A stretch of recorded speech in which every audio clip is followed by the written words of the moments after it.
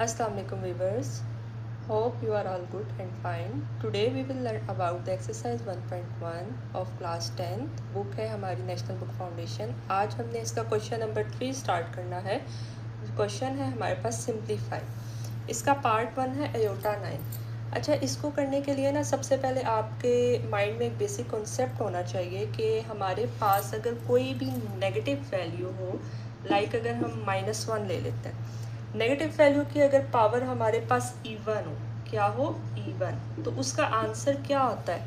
हमेशा -1 की पावर, किसी भी नेगेटिव वैल्यू का अगर हमारे पास जो पावर है वो इवन हो तो उसका आंसर हमेशा पॉजिटिव आता है. ठीक है.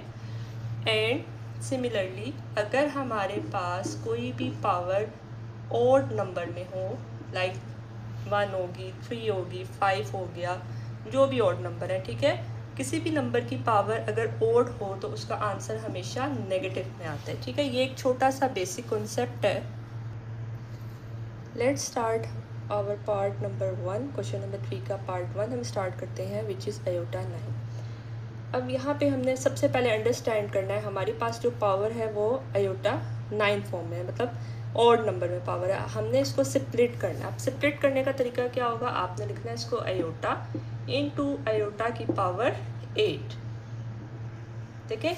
मल्टीप्लाई में हमेशा पावर्स क्या होती हैं? ऐड. यानी अयोटा की पावर 1 है और अयोटा की पावर 8 है. 8 + 1 = 9. अगेन आपका ये क्वेश्चन बन गया. ठीक है. आपने इसको सॉल्व करना है, सिंप्लीफाई करना है.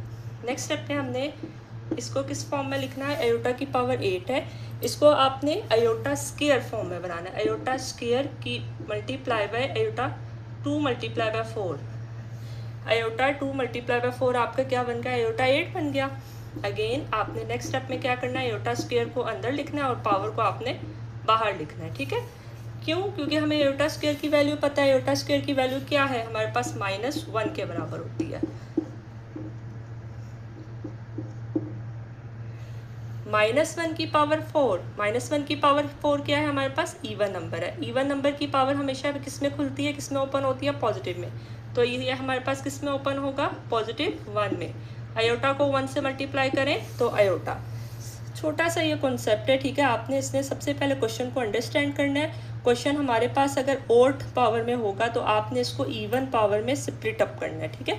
वो हमने इसलिए स्प्लिट करना है क्योंकि हमारे पास अयोटा स्क्वायर की वैल्यू हमें नोन होती है. अयोटा स्क्वायर की वैल्यू हमारे पास क्या होती है? -1. अब आपका इसका आंसर क्या आ गया? अयोटा. नेक्स्ट पार्ट है पार्ट नंबर 2. अयोटा की पावर है 13. इसको आपने स्प्लिट करना है. अयोटा इंटू अयोटा की पावर 12. अयोटा 12 को आप कैसे लिख सकते हैं? 2 × 6 फॉर्म में लिख लें.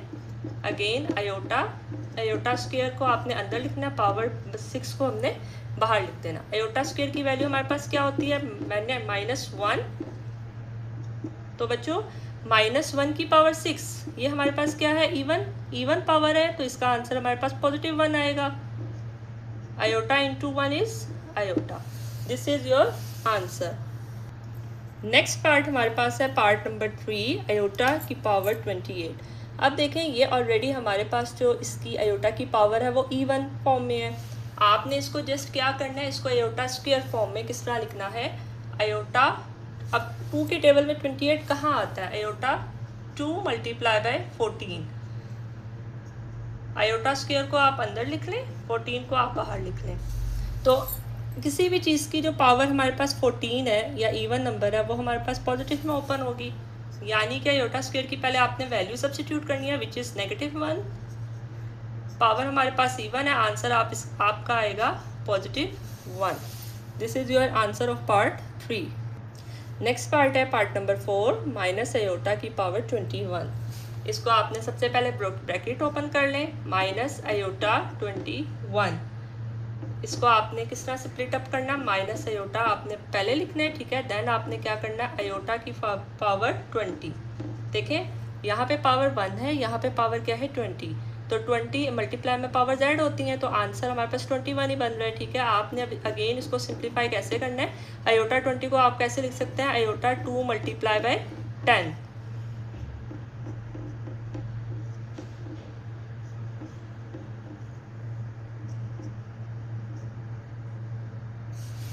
अगेन आपने क्या करना है, आयोटा स्क्वायर की वैल्यू हमारे पास -1 है, -1 की पावर 10। अब आपने क्या करना है, माइनस आयोटा, किसी भी चीज़ की पावर इवन हो तो वो हमारे पास पॉजिटिव में ही ओपन होती है, तो इसका आंसर हमारे पास आ जाएगा negative iota multiply by 1 is minus iota. So viewers, next part है हमारे पास पार्ट 5, 3 आयोटा क्यूब। आपने इसकी पावर, बाहर हमारे पास क्यूब है तो आपने उसको लिखने का तरीका क्या होता है, 3 की पावर क्यूब आयोटा की पावर क्यूब। 3 की पावर क्यूब क्या आती है हमारे पास, 3 multiply by 3 multiply by 3 which is 27।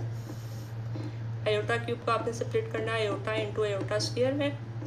ये आपका आ गया 27 इंटू आयोटा स्क्वायर की वैल्यू डालें -1 -27 iota. This is your answer. Next part है पार्ट नंबर 6, -2 आयोटा की होल पावर 4।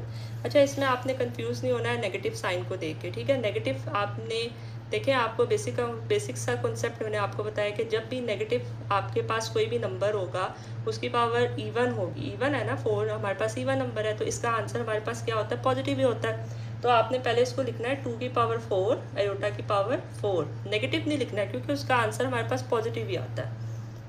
2 की पावर 4 हमारे पास क्या आती है, 16। आयोटा 4 को आप इस तरह लिख सकते हैं, आयोटा स्क्वायर का स्क्वायर। 16 आयोटा स्क्वायर की वैल्यू हमारे पास क्या, -1 का होल स्क्वायर, -1 का whole square which is equal to 1। 16 multiply by 1 is 16। So students, आज हमने क्वेश्चन नंबर 3 के ऑल पार्ट्स कवर कर लिए हैं जो कि 6 सब पार्ट्स थे। आपको उम्मीद करती हूँ कि आपको ये सारे पार्ट समझ आ गए होंगे।